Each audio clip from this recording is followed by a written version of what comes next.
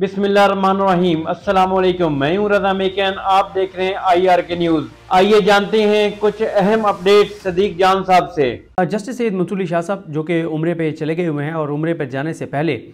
वो नए chief justice Pakistan justice Yahya Afridi साहब को बड़े इम्तिहान में डाल गए हैं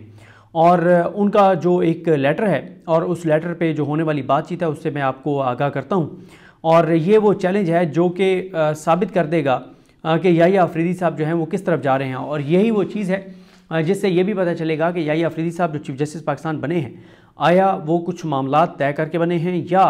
उन्होंने इसलिए ये ओहदा एक्सेप्ट किया कि अगर वो एक्सेप्ट ना करते तो फिर हुकूमत अमीनुद्दीन खान साहब को बना देती और अमीनुद्दीन खान साहब बन जाते तो फिर तो काजी फाइज ईसा साहब का दौर भी हम लोग और आप लोग भूल जाते। तो पहले आ जाते हैं कि याहिया अफरीदी साहब ने ये लेटर लिखा क्या है और फिर हम बात करते हैं चीज़ें किस तरफ जा रही हैं। देखिए, मामला ये हुआ था कि जो कमेटी चेंज की थी काजी फाइज साहब ने, जुमेरात को इजलास था, काजी साहब गायब हो गए, लापता हो गए और छुप गए, कहीं जाके किसी बिल में छुप गए और जुमेरात को मीटिंग नहीं हुई थी। फिर जुमे वाले दिन जरदारी ने ऑर्डिनेंस जारी कर दिया, शहबाज शरीफ के साथ मिलकर शहबाज शरीफ और उसकी काबीना ने मंजूरी दी, ऑर्डिनेंस जारी हुआ और जुमे वाले दिन ही काजी फाइज ईसा ने प्रैक्टिस एंड प्रोसीजर कमेटी से मुनीब अख्तर साहब को निकाल के और अपने यार अमीनुद्दीन खान को ऐड कर दिया। उसके बाद उन्होंने अमीनुद्दीन खान को डाल के और फिर मंसूर अली शाह साहब ने उस कमेटी में बैठने से इनकार कर दिया था और उसके बाद फिर काजी फाइज ईसा ने 63A वाला केस लगाया, उसमें मुनीब अख्तर साहब शामिल थे। मुनीब अख्तर साहब ने उस बेंच को मानने से इनकार कर दिया था, मुनीब अख्तर साहब उस बेंच में नहीं आए थे और फिर काजी ने 2-3 दिन लगाकर केस सुनकर 63A वाला फैसला दिया, जिसकी वजह से ये आइनी तरमीम हुई, जिस आइनी तरमीम से मंसूर अली शाह साहब और मुनीब अख्तर साहब का रास्ता रोका गया। तो इसी कमेटी ने एक बेंच बनाया था, जिस बेंच में बैठने से मंसूर अली शाह साहब ने इनकार का लेटर लिखा है और लेटर जो उन्होंने लिखा है वो चीफ जस्टिस पाकिस्तान के नाम लिखा है और इसमें नाम नहीं लिखा हुआ कि ये काजी फाइज ईसा के नाम है या याहिया अफरीदी साहब के नाम है। और अब ये एक तरह का याहिया अफरीदी साहब को ही उन्होंने एक बड़ा चैलेंज जो है उनके सामने आया है याहिया अफरीदी साहब के सामने, और वो क्या है। मंसूर अली शाह साहब ने लिखा है कि सिविल रिव्यू पिटिशन नंबर 988/2023 की समाअत से माजरत करता हूँ। और उसमें उन्होंने अपने ख़त में लिखा है कि 23 सितंबर 2024 को supreme court practice and procedure act के तहत कायम कमेटी के सेक्रेटरी के नाम ख़त में वो तमाम वजूहात लिखी थी जिस वजह से मैंने जो खुसूसी बेंचेस हैं उनमें बैठने से इनकार किया। वो ये कहते हैं कि मैंने जब वो ख़त लिखा था 23 सितंबर को सेक्रेटरी के नाम, जिसमें तमाम वजूहात का अहाता किया गया था, लेकिन मेरी दरख्वास्त के बावजूद ख़त के मंदरजात को कमेटी के 19वें इजलास के मिनट्स में शामिल नहीं किया गया। माजरत के साथ मैं इस बेंच का हिस्सा नहीं बन सकता। अच्छा, 23 सितंबर को उनके जो ख़त का लुबे लुबाब था वो 3 थे। पहला यह था कि उन्होंने कहा कि जो कमेटी है पुरानी वो बहाल की जाए, जिसमें मुनीब अख्तर साहब को शामिल किया जाए। दूसरा, उन्होंने कहा था कि ये जो ऑर्डिनेंस जारी हुआ है इसको ओपन कोर्ट में लगा के और फुल कोर्ट इसको सुने। जो जरदारी का ऑर्डिनेंस था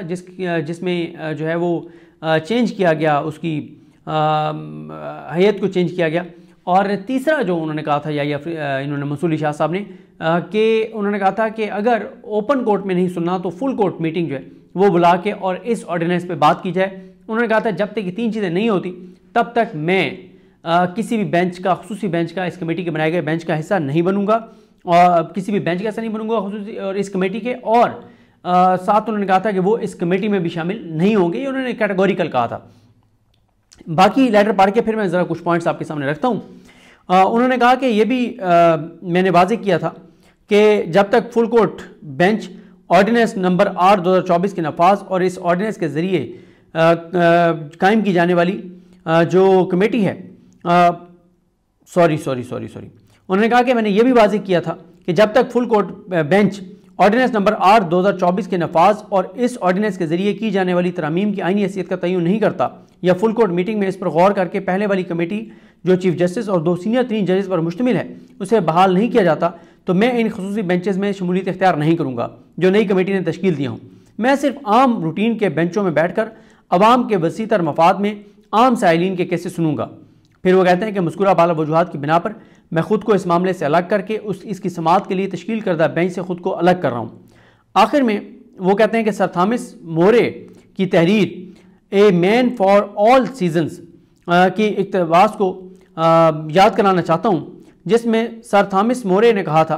कि मैं समझता हूँ कि जब स्टेट्समैन अपने अवामी फ़राइज़ की खातिर अपने ज़ाती ज़मीर को तर्क कर देते हैं तो वो अपनी अदालतों को एक मुख्तसर रास्ते से अफरा तफरी की तरफ ले जाते हैं। हम अक्सर भूल जाते हैं कि जब इख्तियार पास होता है तो इस मुल्क के लोग हमारे इक़दामात को देख रहे होते हैं और तारीख कभी माफ़ नहीं करती। तो ये उनका लेटर है मंसूर अली शाह साहब का। इस लेटर के बाद अब याहिया अफरीदी साहब के लिए सबसे बड़ा चैलेंज ये है कि वो अब काजी फाइज ईसा के प्यारे, काजी फाइज ईसा के प्यादे अमीनुद्दीन खान को कमेटी से निकालते हैं, नहीं निकालते, क्योंकि ये इख्तियार उनका है। अब देखें, अभी भी मैं आपको एक चीज़ बताऊंगा कि एक नैरेटिव चल रहा है। मैंने गो के अपनी तस्दीक कर ली थी कि मरीम नवाज़ खान साहबा ने जब बताया कि लाहौर हाई कोर्ट की वेबसाइट पे अभी भी जो सीनियर प्यूनी जज हैं वो जस्टिस शुजात अली खान हैं, लेकिन मैं जिस बुनियाद पर बात कर रहा था अब वो बात दोबारा डिस्कस होना शुरू हो गई है। और वो बात ये है कि कुछ जो वकील हैं जो जिनका पता है कि वो कहाँ से बात करते हैं, उनको कहाँ से फीड किया जाता है, वो ये कह रहे हैं कि सीनियर प्यूनी जज जो हैं वो जस्टिस सैयद मंसूर अली शाह नहीं होंगे, बल्कि सीनियर प्यूनी जज जो हैं वो होंगे जस्टिस अमीनुद्दीन खान और उसके बाद फिर जस्टिस जमाल खान मंदोखेल। यानी ये दो कमेटी में होंगे, याहिया अफरीदी साहब, अमीनुद्दीन खान और जस्टिस जमाल खान मंदोखेल। गो के कल जंग अखबार ने फ्रंट पेज पे खबर लगाई अटॉर्नी जनरल साहब से का हवाला देकर कि अटॉर्नी जनरल पाकिस्तान मंसूर उस्मान अवान साहब ने कहा कि नहीं, सीनियर प्यूनी जज सैयद मंसूर अली शाह साहब ही होंगे। लेकिन ये बहस दोबारा आएगी, ये रोला दोबारा डालने की कोशिश की जाएगी कि सीनियर प्यूनी जज कौन है। गो के अगर अटॉर्नी जनरल ये कह रहा है कि गो के अटॉर्नी जनरल साहब का किरदार बहुत अफसोस के साथ बदतरीन किरदार रहा है इन सारी तरमीम और जो कुछ इस हुकूमत के साथ मिलकर उन्होंने अदलिया पर हमले करने में अपना किरदार अदा किया है, तारीख में उनका नाम भी लिखा जाएगा। अब देखें, इस सारी सूरत हाल पे 5-6 अहम पॉइंट्स बैरिस्टर साद रसूल साहब ने कहे हैं। पहला उनका पॉइंट ये है कि याहिया अफरीदी साहब जो हैं उनका सबसे बड़ा जो चैलेंज है वो ये है कि जो अदलिया के अंदर अगर कोई इख्तलाफ है भी, जो कि है ज़ाहिर है, उस इख्तलाफ को कैसे जजेस आपस में बैठ के फुल कोर्ट मीटिंग बुला के बंद कमरे में बैठ के उस इख्तलाफ को हल करते हैं। और अगर कोई चीज़ रह भी जाती है इख्तलाफ में तो वो पब्लिक में ना आए, क्योंकि वो कहते हैं जब पब्लिक में चीज़ें आती हैं तो लोगों का अदलिया पर एतमाद कम होता है और अदलिया जो है वो लोगों के एतमाद पर चल रही होती है। और इसका जिम्मेदार बैरिस्टर साद रसूल साहब काजी फाइज ईसा को ठहराते हैं कि उन्होंने बंदियाल साहब का दौर हो या इससे पहले के अदवार हो, गुलजार साहब का दौर हो, साकिब निसार साहब का दौर हो, आसिफ सीतन खोसा साहब का दौर हो, इन तमाम अदवार में काजी फाइज ईसा साहब जो लेटरबाजी करते रहे हैं, मतलब वो उस दौर से नहीं निकल पाए जब ख़त लिखे जाते थे तो लेटर्स लिखते थे, लीक करते थे, नैरेटिव बनाते थे, प्रोपेगेंडा करते थे, बयानियाँ बनाते थे, शरीफ खानदान को खुश करते थे, चोरों डाकू लुटेरों को खुश करते थे, सुप्रीम कोर्ट को कमज़ोर करते थे। बंदियाल साहब को उन्होंने कमज़ोर किया। इन्होंने बंदियाल साहब के दौर में ग्रुप बना के सुप्रीम कोर्ट का बेड़ा गर्क कर दिया, तबाह कर दी, सुप्रीम कोर्ट बर्बाद कर दी, 90 दिन में इलेक्शन नहीं होने दिया। और उस वक्त इनके साथ मंसूर अली शाह साहब भी बदकिस्मती से शामिल थे। अब बात यह है कि काजी फाइज ईसा साहब ने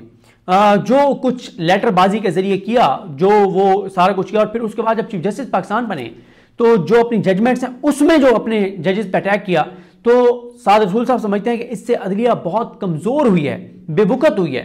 और अब मंसूर याहिया अफरीदी साहब का चैलेंज यही है कि वो एक तो इख्तलाफात को कम करें, फुल कोर्ट में डिस्कस करें, फुल कोर्ट मीटिंग में, और बाहर ना आने दें, पब्लिक में ना आने दें, और लोगों का कोई एतमाद सुप्रीम कोर्ट पर बहाल करें जो कि बिल्कुल ना होने के बराबर रह गया है। तो नाज़रीन, ये थी आज की अहम अपडेट्स जो आपने जानी सदीक जान की ज़बानी। इसी के साथ अपने मेज़बान रज़ा मेकन को इजाज़त दीजिए। अल्लाह हाफ़िज़। पाकिस्तान जिंदाबाद।